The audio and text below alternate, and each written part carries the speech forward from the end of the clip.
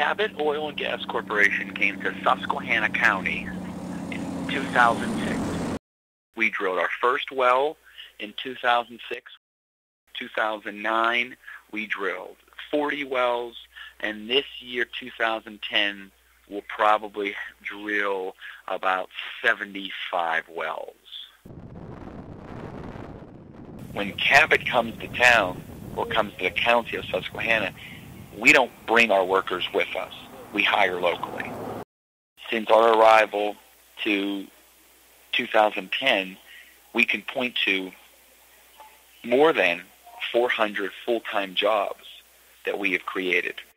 We've increased the employment of truck drivers, welders, because we build our pipeline system to connect all these wells, skilled labor's needed. All the road work that we're doing, the operators of heavy equipment to do the roads, to do the pad sites. Everybody who's driving a truck, they're going to need it inspected. They're going to need tags put on that. They're going to need the brakes fixed. They're going to buy gasoline. That's just on trucks. Pollution is certainly a possibility that's being looked at now, especially with the diesel fuel, the diesel exhaust.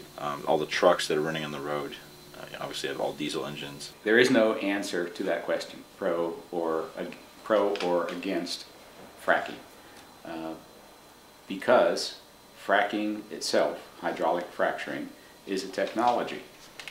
The so-called unconventional development definitely involves drilling vertically into a formation and then gradually turning a well more or less horizontally. So the more well you expose, the better off you are. Hence the need for directional drilling with long laterals. Just getting the long lateral in here doesn't necessarily mean that the gas is going to go back up the well, because this rock is called tight. The shales in New York State already have existing fractures. So what's being done is what's called hydraulic fracturing. So fluids under very high pressure are injected, and those fluids go into those joints, also called fractures. Hydraulic fracturing is really hydraulic refracturing. You're using human fluids, human-made fluids with human-induced pressures to open up pre-existing joints or fractures that have been there for hundreds of millions of years, through which the gas can more easily flow back up the well. The biggest potential reason why contamination could occur would be for surface spills of some of these fluids, because they are handling all of these fluids on the surface. They're injecting them and putting them into the loader, the mixing truck, and they're injecting them down below. If it's not being regulated on the surface, then all kinds of spills could occur. Can there be incidences? Yes, ma'am. Have there been? Yes, there have.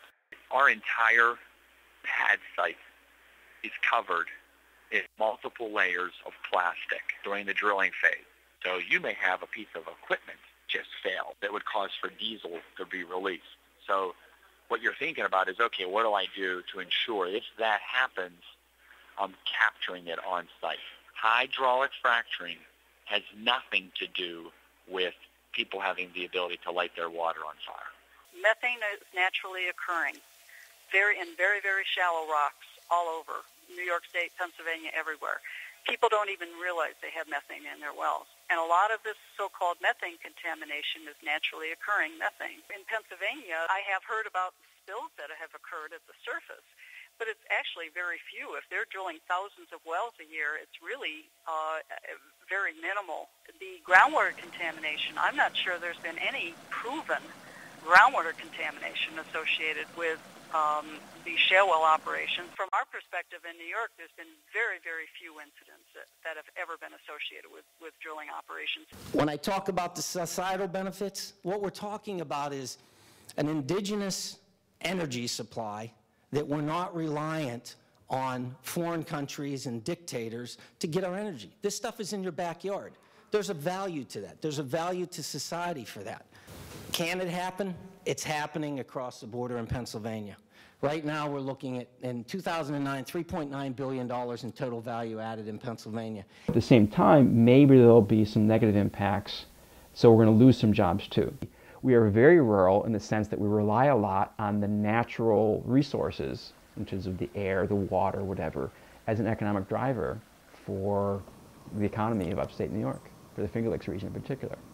But if adding something like gas drilling in really drags down, again, your tourism, your agriculture, your wineries, your academic institutions, if people are less likely to want to come to Cornell or Ithaca College, then maybe we're more at risk rather than less at risk by diversifying, by going into heavy industry like gas drilling. That's where I come down on the side of the risks are too high.